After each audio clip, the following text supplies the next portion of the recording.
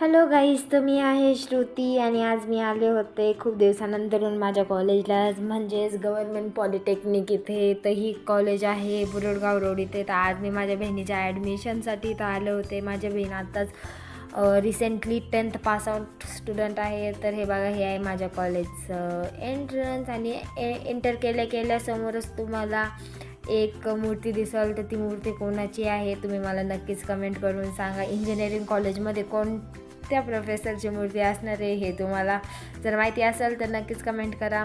आणि हे बघा, हे आहे माझं डिपार्टमेंट आणि आमच्याच डिपार्टमेंटच्या समोर आहे मेकॅनिकलचं डिपार्टमेंट, ज्या डिपार्टमेंटमध्ये जाण्यासाठी आम्हाला खूप रिस्ट्रिक्शन्स आहेत, पण तरी पण आम्ही त्याच डिपार्टमेंटला जातो, कारण की जी गोष्ट आम्हाला करायला नसती लावलेली आहे आम्हाला तीच गोष्ट करायला खूप आवडती. तर हे आहे आमच्या क्लास टीचरचं केबिन आणि त्यांच्याच केबिनसमोर होता आमचा सेकंड इयरचा क्लासरूम.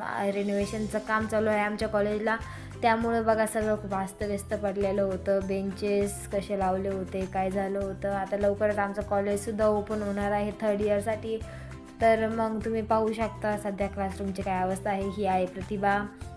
ही क्लासरूमची अवस्था बघून झाल्यानंतर मी चालले होते पुढं मग ॲडमिशनची प्रोसेस करायला.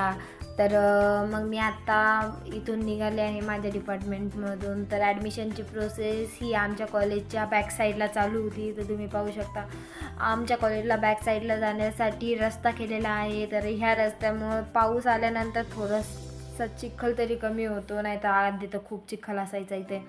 तर बघा, आमच्या कॉलेजच्या बॅक साईडलाच ॲडमिशनची प्रोसेस चालू होते. तर एवढ्या सगळ्या कंपनीज आमच्या कॉलेजमध्ये येतात इंटरव्ह्यूसाठी. तर इथे ॲडमिशनची प्रोसेस चालू होती.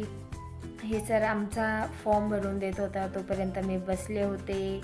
तर मी बघत होते कसं काय चालू आहे, कुठे कोण काय बोलतं आहे, कोण काय नाही. मग व्हेरिफिकेशनसाठी आम्ही आलो होतो तिथे शेजारच्या क्लासरूममध्ये. मग तिथे व्हेरिफिकेशन वगैरे झालं, फॉर्म वगैरे भरून झाला आणि आता मी चालले आहे घरी.